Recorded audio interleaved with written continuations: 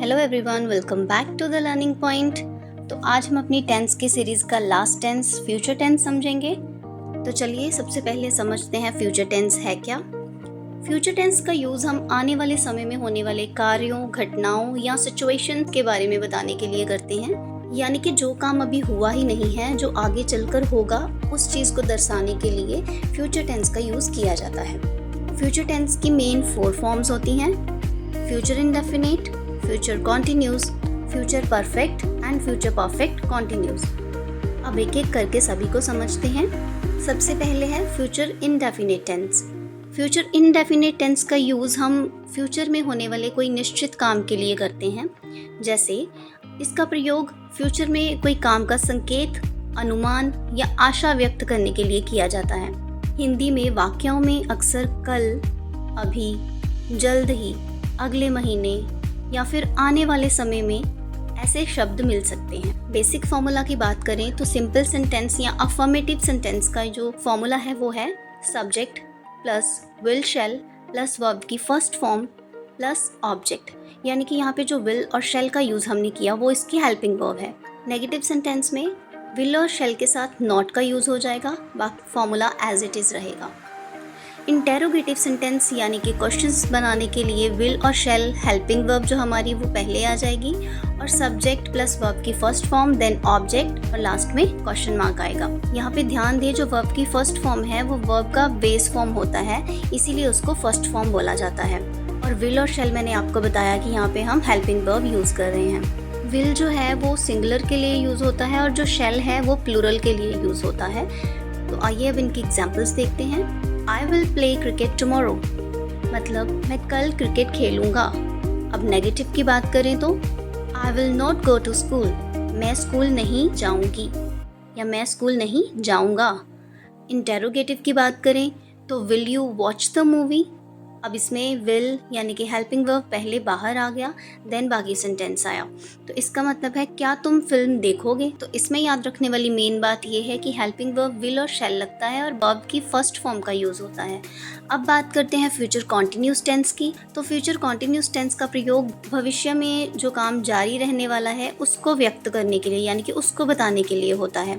तो हिंदी में इसका मेन पहचान क्या होगी? जिन भी शब्दों के पीछे रहा होगा, रही होगी, रहे होंगे जैसे शब्द मिलते हैं उनको ही फ्यूचर कॉन्टिन्यूस टेंस बोला जाता है। बेसिक फॉर्मूला क्या है? Subject plus will shall plus be plus verb की फर्स्ट फॉर्म के साथ आईएनजी देन ऑब्जेक्ट। अब ध्यान दीजिए, इसमें विल और शैल हेल्पिंग वर्ब के साथ बी का यूज़ भी होगा। नेगेटिव का सेम रहेगा, विल और शैल के साथ नॉट लग जाएगा, मतलब will not B, shall not be, बाकी चीज़ें एज इट इज़ रहेंगी। इंटेरोगेटिव में क्या होगा? विल और शैल पहले आएगा, देन सब्जेक्ट, उसके बाद बी लगेगा, देन वर्ब की फर्स्ट फॉर्म प्लस आईएनजी, फिर ऑब्जेक्ट एंड लास्ट में क्वेश्चन मार्क। अब इसकी एग्जांपल्स देखते हैं। I will be playing cricket tomorrow at 5 PM, यानी मैं कल शाम 5 बजे क्रिकेट खेल रहा होऊंगा। नेगेटिव की बात करें, she will not be going to the market, वह बाजार नहीं जा रही होगी।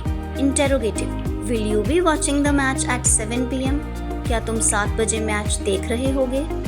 अब बात करते हैं फ्यूचर परफेक्ट टेंस की। फ्यूचर परफेक्ट टेंस का यूज़ हम उस काम के लिए करते हैं जो किसी डेडलाइन तक पूरा होने वाला है। हिंदी में जिन भी वाक्यों के पीछे चुका होगा, चुकी होगी, चुके होंगे, लिया होगा जैसे शब्द मिलेंगे उसको ही फ्यूचर परफेक्ट टेंस कहा जाता है। इसका बेसिक फॉर्मूला है subject plus will shall plus have plus verb की थर्ड फॉर्म एंड लास्ट में ऑब्जेक्ट। नेगेटिव में will not, shall not plus have, मतलब will not have, shall not have, बाकी सारी चीज़ें सेम एज इट इज़ ही रहेंगी। इंटेरोगेटिव में विल या शैल पहले आएगा, then subject plus have plus verb की third form, then object and last में क्वेश्चन मार्क आएगा। अब इसकी एग्जांपल्स देखते हैं। I will have finished my homework by 8 PM, मैं 8 बजे तक अपना होमवर्क पूरा कर चुका होऊंगा। Now negative, They will not have completed the project by Monday, वो सोमवार तक प्रोजेक्ट पूरा नहीं कर चुके होंगे। तो ये भी एक फ्यूचर की प्रेडिक्शन हो रही है कि मंडे तक वो अपना काम पूरा नहीं कर पाएंगे या नहीं कर चुके होंगे। अब बात करते हैं इंटेरोगेटिव की। तो will you have reach the station by 10 AM, यानी क्या तुम सुबह 10 बजे तक स्टेशन पहुंच चुके होगे। अब बात करते हैं फ्यूचर परफेक्ट कॉन्टिन्यूस टेंस यानी कि हमारी लास्ट फॉर्म। इसका प्रयोग किसी पर्टिकुलर टाइम तक लगातार जारी रहने वाले काम को दिखाने के लिए किया जाता है। मतलब इसमें ड्यूरेशन बताई जाती है, ड्यूरेशन पर ज़्यादा फोकस किया जाता है। हिंदी में जिन भी वाक्यों के पीछे से रहा होगा, से रही होगी, से रहे होंगे जैसे शब्द मिलते हैं उनको फ्यूचर परफेक्ट कॉन्टिन्यूस टेंस कहा जाता है। इसके बेसिक फॉर्मूला की बात करें तो subject plus will shall plus have been plus verb की फर्स्ट फॉर्म के साथ आईएनजी एंड लास्ट में ऑब्जेक्ट प्लस सिंस, फॉर या फिर बाय का यूज भी होता है। नेगेटिव की बात करें तो सब्जेक्ट प्लस विल नॉट या shall not have plus been plus verb की first form ING and last में ऑब्जेक्ट। और अगर बात करें इंटरोगेटिव की तो विल शैल पहले आएगा, then subject plus have been plus verb की फर्स्ट फॉर्म के साथ I N G, then object and last में क्वेश्चन मार्क। यहाँ पे ध्यान दीजिए, जो सिंस है वो किसी स्टार्टिंग पॉइंट को बताता है, फॉर जो है वो पर्टिकुलर ड्यूरेशन को बताता है एंड बाय जो है वो पर्टिकुलर डेडलाइन के लिए यूज होता है।